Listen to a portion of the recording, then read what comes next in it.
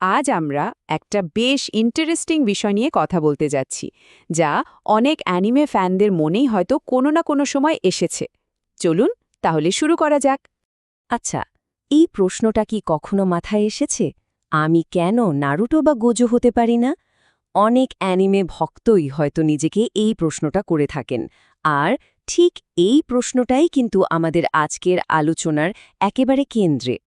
আসলে হচ্ছেটা কি, কেউ কেউ এই কল্পনার জগতে এতটাই বোধ হয়ে যাচ্ছে যে তারা বাস্তব জীবন থেকে রিয়ালিটি থেকে একটু একটু করে দূরে সরে যাচ্ছে। আর এটাই কিন্তু একটা চিন্তার বিষয় হয়ে দাঁড়াচ্ছে। তবে সমস্যাটা কি সেটা নিয়ে কথা বলার আগে চলুন একটু বুঝি কেন অ্যানিমের এই জগৎটা আমাদের এত টানে, কেন এটা এত আকর্ষণীয়। দেখুন, প্রথমেই একটা কথা পরিষ্কার করে নেওয়া ভালো। অ্যানিমে কিন্তু নিজে কোনো সমস্যা না। এটা তো একটা অসাধারণ আর্ট ফর্ম, গল্প বলার একটা দারুণ শক্তিশালী মাধ্যম। কত ইন্সপায়ারিং সব গল্প আমরা এখান থেকে পাই, সাহস, বন্ধুত্ব আর বড় স্বপ্ন দেখার গল্প। সমস্যাটা আসলে শুরু হয় ঠিক এই জায়গায়, যখন আমরা অ্যানিমে হিরোদের ওই সুপার পাওয়ার, ওই জিনিয়াস লেভেলের বুদ্ধিমত্তার সাথে নিজেদের সাধারণ জীবনকে মেলাতে যাই, যেখানে আছে শুধু দায়িত্ব, পড়াশোনার চাপ আর হাজারটা সীমাবদ্ধতা। তখনই কন্ট্রাস্টটা চোখে লাগে। কিন্তু কি হয় যখন এই ইন্সপিরেশনটা একটা নেশার মতো হয়ে যায়, যখন এটা একটা ফাঁদে পরিণত হয়? চলুন এই মানসিক ফাঁদটা সম্পর্কেই একটু জেনে নেওয়া যাক। সাইকোলজির ভাষায় এই জিনিসটাকে বলে এসকেপিজম। বাংলায় আমরা বলতে পারি পলায়ন প্রবৃত্তি।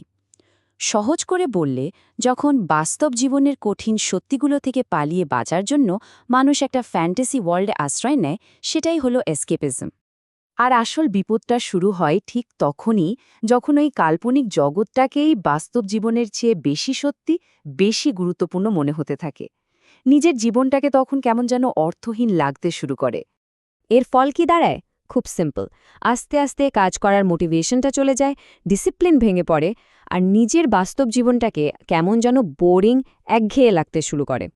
আচ্ছা, এই যে মানসিক অবস্থাটা, এটা আমাদের রিয়েল লাইফে ঠিক কি নেগেটিভ প্রভাব ফেলে, চলুন সেটাই এবার একটু দেখি। দেখা যায় পড়াশোনায় আর মন বসে না, ফিউচার নিয়ে কোনো চিন্তাই মাথায় আসে না, বন্ধুবান্ধব এমনকি ফ্যামিলির থেকেও কেমন যেন একটা দূরত্ব তৈরি হয়ে যায়।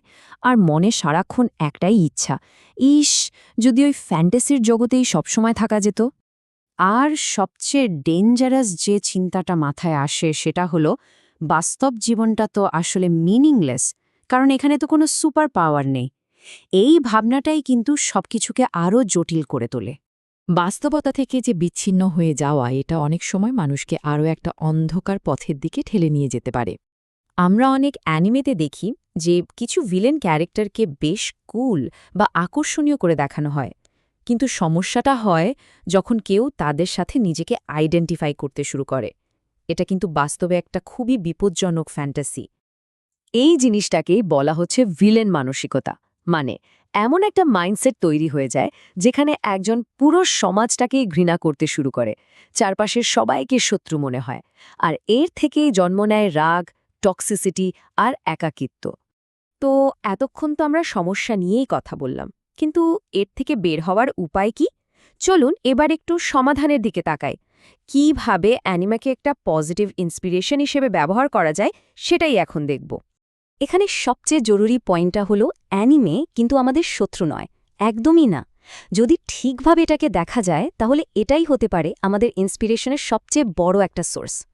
ব্যাপারটা এমন না যে আমাদের নারুটো বা গোজো হতে হবে, বরং তাদের থেকে যে ইন্সপিরেশনটা পাওয়া যায়, যে হার না মানা জেদটা দেখা যায়, সেটাকে কাজে লাগাতে হবে। সেই এনার্জিটা দিয়ে নিজের জীবনে একজন সেরা ইঞ্জিনিয়ার, একজন বিজ্ঞানী বা একজন ক্রিয়েটর হয়ে উঠতে হবে। একটা কথা সবসময় মনে রাখা দরকার, বাস্তব জীবনটাই কিন্তু সবচেয়ে বড় একটা অ্যানিমে আর্ক, আর এই গল্পের প্রধান চরিত্র অন্য কেউ নয়, এই গল্পের নায়ক বা নায়িকা তো আমরা নিজেরাই। কিন্তু প্রশ্ন হলো, নিজের জীবনের এই মেন ক্যারেক্টার আর্ক শুরু করা যাবে কিভাবে? নিজের গল্পের হিরো হওয়ার জার্নিটা। চলুন কয়েকটা সিম্পল স্টেপস দেখে নিই। ১. অ্যানিমে দেখুন, তবে সেটাকে ইন্সপিরেশন হিসেবে নিন। ২. বাস্তব জীবনে নিজের জন্য বড় অ্যাম্বিশিয়াস লক্ষ্য ঠিক করুন। ৩. সেই লক্ষ্যে পৌঁছানোর জন্য যা যা স্কিল দরকার, সেগুলোর উপর মন দিয়ে কাজ করুন, হার্ডওয়ার্ক করুন। আর ফাইনালি এভাবেই হয়ে উঠুন নিজের গল্পের প্রোট্যাগনিস্ট। তাহলে শেষ প্রশ্নটা এটাই, নিজের জীবনের গল্পে কি একজন এনপিসি হয়েই থেকে যেতে চান, মানে একজন পার্শ্ব চরিত্র যার নিজের কোনো ভূমিকা নেই, নাকি প্রধান চরিত্র হয়ে উঠবেন?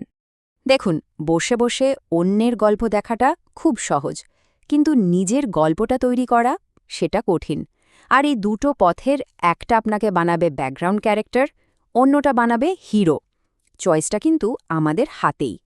শেষ করার আগে শুধু একটা কথাই বলবো, এই যে আমাদের বাস্তব পৃথিবীটা, এটাই কিন্তু সবচেয়ে বড় অ্যানিমে ইউনিভার্স। আর এখানে সবার নিজের গল্প বলার সুযোগ আছে, শুধু শুরু করার অপেক্ষা।